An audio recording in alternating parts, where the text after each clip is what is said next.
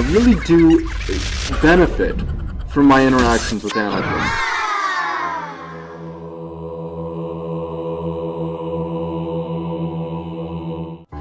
I release a dove and it's already shot down before it gets out of the cave. Fuck you, fuck you, fuck you. Anarchists are fucking useless assholes. No, I'm not intelligent. Anarchy sucks a fucking dick, man. Fuck that shit.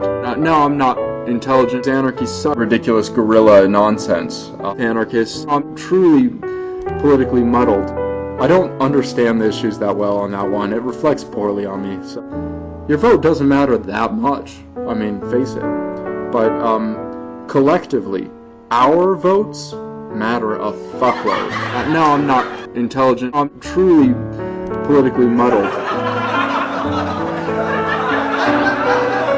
And you know what? He's not what he thinks he is. He's not like the end-all of politics. Cenk Uygur is a better political theorist and inactive, an activist than Chomsky is. I'll put that claim to anyone, and I think that their records are out there. And I'm beginning to think you're not too familiar with their records, because I don't know how you would confuse Cenk Uygur with being a political theorist or an activist.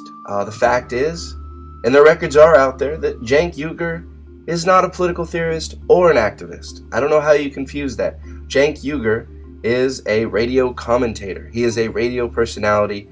He has a show here on YouTube. That is the extent of his career. He admits in his early adulthood to being a registered Republican. This is the guy who you think is gonna outshine Noam Chomsky. I mean, there are a lot of people I could put in the realm of Noam Chomsky. Cenk Uygur doesn't even come close. And to bear that out, I just like to quote from a piece that Cenk Uygur did on the anti-Bush Nobel Peace Prize. And he says, I think they gave this Nobel Peace Prize to Obama less because of what he's done so far and more for not being Bush. And it's well-deserved. Well-deserved. Really, Cenk. It's well-deserved. He did a really good job of not being Bush. Wow, that was a really hard work. He had to be born in another body. Interesting. He goes on to point out that Bush was a warmonger. Started a disastrous, completely unnecessary war in Iraq. Blah, blah, blah. And the first strike doctrine, which is antithetical to peace as any act can be. Well, guess what, Variablast and Mr. Uygur? Obama endorses and supports and believes in the Bush doctrine. There really is no comparison between the two. Like I said, you can read the two articles and compare them for yourselves. But if you want to get serious about politics, Variablast, I would suggest at least choosing someone who's an actual political theorist or an activist before you make such comments. It's kind of silly. But let's go on to some of the other claims made by Variablast. But the thing is that the ultimate similarity that they're all going to fall back on is that Bush and Obama are both American presidents. Yeah, they're different. They're obviously different people. Obama's a better speaker. He's got a nicer smile. Seems like a cooler guy. But, let's dig a little below the surface here. Really. Let's run down through the list here. Iraq. A few troops have been pulled out so far, but it's fewer than Obama seemed to promise. And it's exactly what Bush claimed he was planning to do. Afghanistan. More troops have already been sent there under Obama, which again was already in the planning stages under Bush. Guantanamo. Obama says he wants to close it. So did Bush. Actual steps toward closing it, essentially identical under the two. Palestine. Bush did nothing to stop the Israeli assault on Gaza just before Obama took office, and Obama not only hasn't done anything since to remedy the crime, but by breaking the blockade and allowing Gaza to rebuild, he's even gone so far as to protect Israel from the damning Goldstone report. Settlement building continues apace with the U.S. doing nothing to stop it.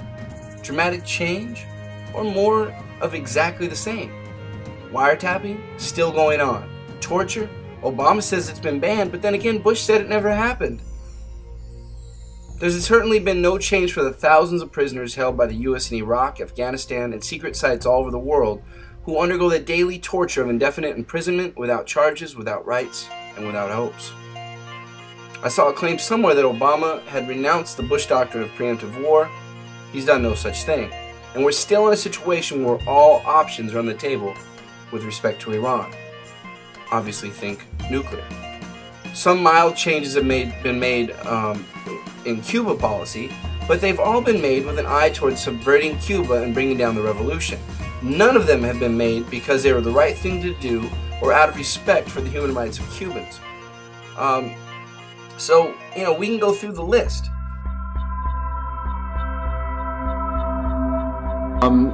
The federal courthouse in Atlanta, Georgia, used to respond indirectly to Bush in some way, right? The Attorney General was appointed him, etc. Now it responds to Obama. Look at that similarity. Pam, right? No set of differences that I could point out between Bush and Obama, and I think that the list would be near endless. Of course he does, but does he take the time or the energy to create such a list? No. Does he address any of the points that I make regarding the war crimes being committed by President Barack Obama? No. Instead, he launches into this ridiculous tirade against a straw man of his own creation, essentially arguing that all I'm saying is that they're both American presidents, they're both males, they both, whatever, superficial characteristics you could think of, they share in common. The fact remains that President Barack Obama is a war criminal. He continues to commit war crimes around the world, and this is of grave concern for any seriously thinking individual who's interested in peace and justice. Variablast does bring up 6 particular items of difference between Bush and Obama. Those are the reversal on the ban of stem cell research. Second, the federal prosecution of medical marijuana offenses that aren't in violation of state law. Third, the choice for a psychopath for VP versus harmless old Biden. Fourth, the denial of a torture policy that Bush began and Obama ended. Fifth, the esteem of the international community. Sixth, and the choice to not politicize the Attorney General position and other judicial nominees.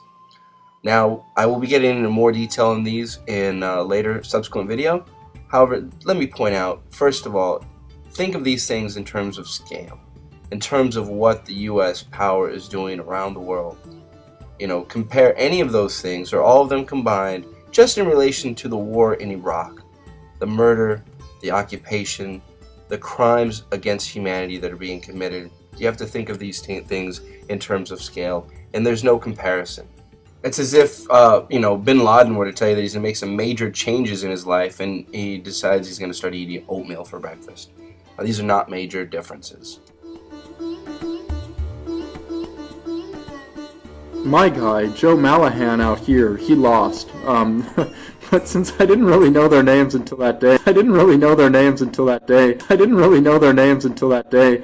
and I kind of just threw in my vote because I want us to be more active, I don't mind that much. It was 2 Democrats running. I don't understand the issues that well on that one. It reflects poorly on me, so it doesn't matter that much. So that was the election day for me. Yeah, that was the election day for him. Not knowing who he's going to vote for, figuring, hey, it's 2 Democrats, they're probably the same. The guy doesn't even learn the names of the people he's going to vote for until election day. Now, that'd be fine and dandy if you're just, your average American who probably does that a lot, but this is a guy who's coming on YouTube claiming to know something about the political process, claiming not only to know something, but to actually believe in this electoral process that we have. And it's really kind of sad when you see the level of sophistication that he brings to the table, the level of understanding, the level of participation that he brings. It's really hard to take someone like this seriously. We've seen it in the dialogue we've been having, and you can see it in his political participation in our electoral process. This guy is not to be taken seriously, and his voting for just whoever who happened to be running kind of shows that.